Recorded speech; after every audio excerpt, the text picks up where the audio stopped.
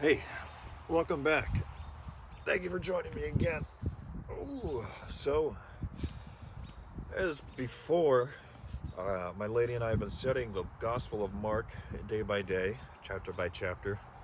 We're moving into Mark chapter 6, so there are 16 chapters in the book of Mark. So, meaning 10 days left after this, and we will be done. And if you continue to tune in, if you're just tuning in now, I have the first 5 already made, ready to go, all less than 15 minutes apiece. And if you keep coming back, we'll be finished in 10 days, and the whole Gospel of Mark will be done. And then we can move on. Just thinking about moving on to John, although I'll talk with my lady and see what she thinks. See what she wants to study as well. But I'm thinking of moving into the Gospel of John. Without further ado, yesterday in Mark chapter 5, we talked about the demon-possessed man healed, with the story of the pack of swine that the demons were cast into, and they jumped off the cliff. The woman with the blood affliction was healed, and the little girl rose from the dead. So now we're moving into Mark chapter 6. In the setting, Jesus went across the sea after preaching the parable of the sower to the multitude on the shoreline. He journeyed back across the sea and was in a town. He went to the country of Gadarenes.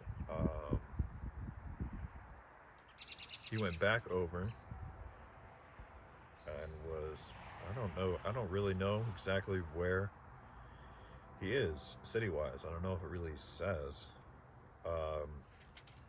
But anyways, Mark chapter 6. Jesus rejected at Nazareth. Then Jesus went out from there and came to his own country, and his disciples followed him. And when the Sabbath had come, he began to teach in the synagogue. And many, hearing Jesus, were astonished, saying, "Where did this man get these things? And what wisdom is this which is given to him, that such mighty works are performed by his hands? Is this not the carpenter's son of Mary, and the brother of James, Joseph, Judas, and Simon? And are not his sisters here with us?" So they were offended at him. But Jesus said to them, "A prophet is not without honor, except in his own country, among his own relatives, and in his own house."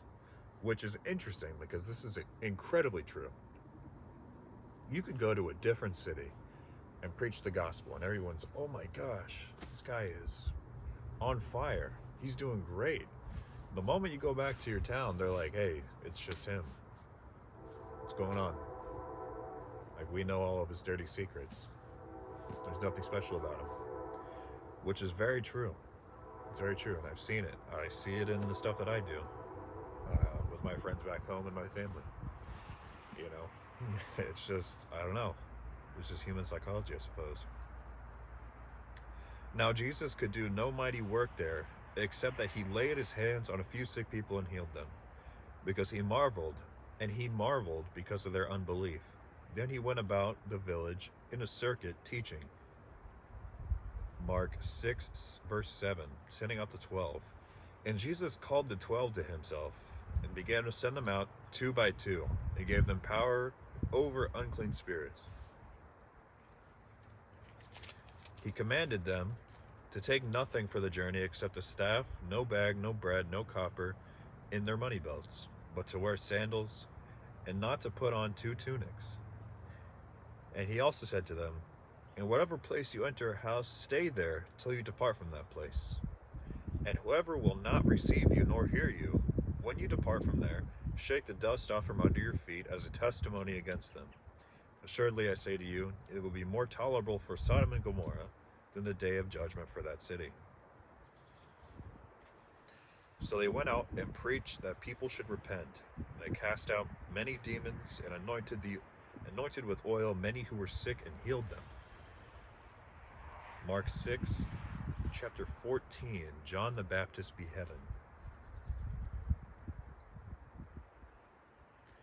Okay, so talking about what Jesus said in Mark 6, chapter 10, He says, stay there until you depart from that place when you enter a house, meaning that house is a safe place, so just stay at that safe house until you leave the town. And whoever does not receive or hear you when you depart from there, shake the dust off from your feet as a testimony. It'll be more tolerable for Sodom and Gomorrah than the day of judgment for that city. So, what he's saying is, if they don't receive the word of repentance, then just shake it off, brush it off, and move on. Because, they're not going to hear the word. So you just shake it off and keep going. Mark chapter 6, verse 14. Now King Herod heard of him, for his name had become well known, Jesus Christ. And he said, John the Baptist is risen from the dead, and therefore these powers are at work in him. Others said, it is Elijah. And others said, it is the prophet, or like one of the prophets. But when Herod heard, he said, this is John whom I beheaded. He has been raised from the dead. For Herod himself had sent and laid hold of John and bound him in prison for the sake of the Herodias and his brother Philip's wife, for he had married her, because John had said to Herod, it is not lawful for you to have your brother's wife. Therefore Herodias held it against him and wanted to kill him, but he should not. For Herod feared John, knowing that he was a just and holy man, and he protected him. And when he heard him, he did many things and heard him gladly. Then the opportune day came when Herod, on his birthday, gave a feast for his nobles, high officers, and the chief men of Galilee. And when Herodias' daughter herself came in and danced and pleased Herod, and those who sat with him, the king said to the girl, whoa, that's kind of just the way that that's worded kind of makes me feel weird. Herodias' daughter herself came in and danced and pleased Herod and those who sat with him. The king said to the girl, ask me whatever you want, and I will give it to you. I'm assuming it's just the way that she danced was very pleasing to them. I'm just going to say that. He also swore to her, whatever you ask me, I will give to you, up to half my kingdom. So she went out and said to her mother, what shall I ask? And she said, the head of John the Baptist. Immediately she came in with a haste to the king and asked, saying, I want you to give me at once the head of John the Baptist on a platter. Which is absolutely terrible. 6:26. And the king was exceedingly sorry, yet because of the oaths and because of those who sat with him, he did not want to refuse her. So he was sad because Herod saw that John was a holy man. And he listened to John. And he liked John. He did many things and heard him gladly. Immediately the king sent an executioner and commanded his head to be brought. And he went and beheaded him in prison. Mark 6, chapter 28. Brought his head on a platter and gave it to the girl. And the girl gave it to her mother. And when his disciples heard of it, they came and took away his corpse and laid it in a tomb. Mark 6, verse 30, feeding the 5,000. So I'm assuming Jesus is still around in his country of Nazareth, or at least close to, or departed. Then the apostles gathered to Jesus and told him all things.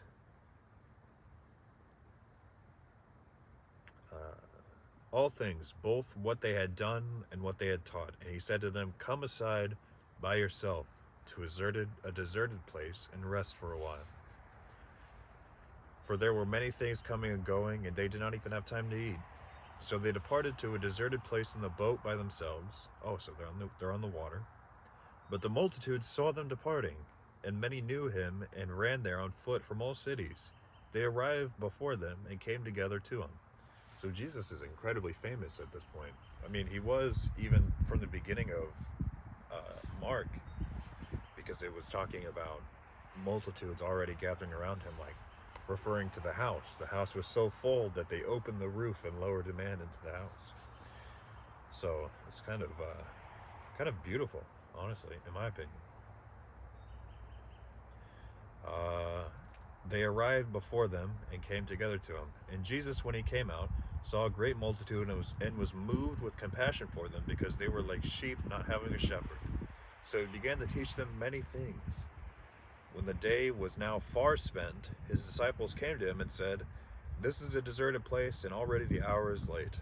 Send them away, that they may go into the surrounding country and villages and buy themselves bread, for they have nothing to eat." But Jesus answered and said to them, "You give them something to eat."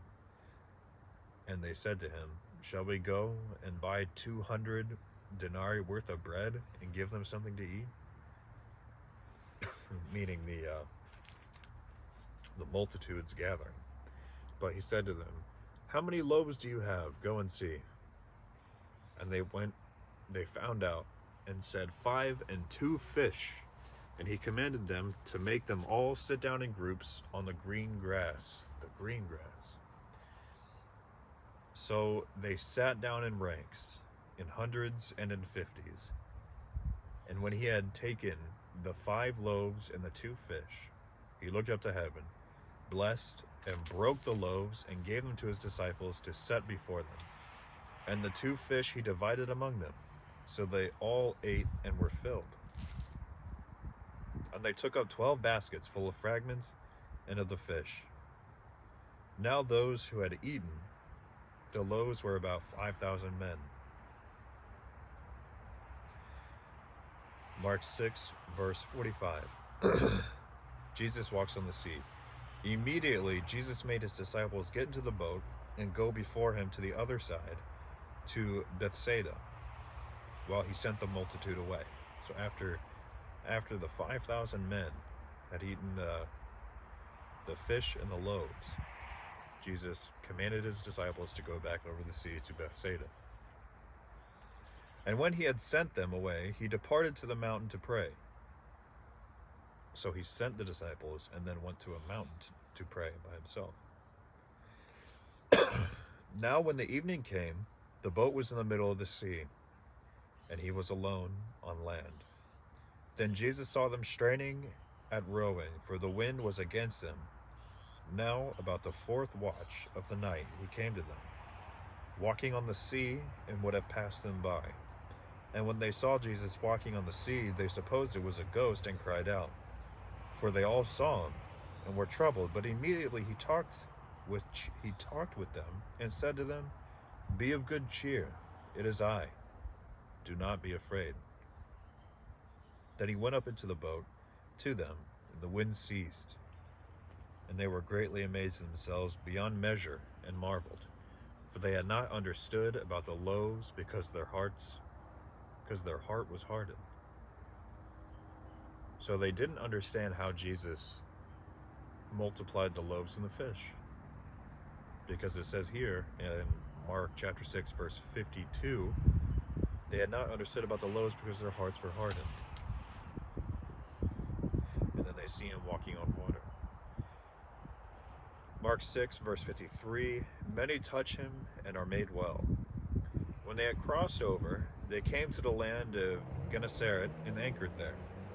And when they come out of the boat, immediately the people recognized Jesus, ran through that whole surrounding region, and began to carry about on beds those who were sick to wherever they heard he was. Wherever he entered into the villages, cities, or the country, they laid the sick in the marketplaces and just begged him that they might just touch the hem of his garment. And as many as touched him were made well. It's the end of chapter 6. Pretty eventful. They're traveling quite a bit, I must say. So if you enjoyed and you want to come back tomorrow, we're moving on to chapter 7. We're going to keep going until we finish. Thank you for joining, and we'll see you.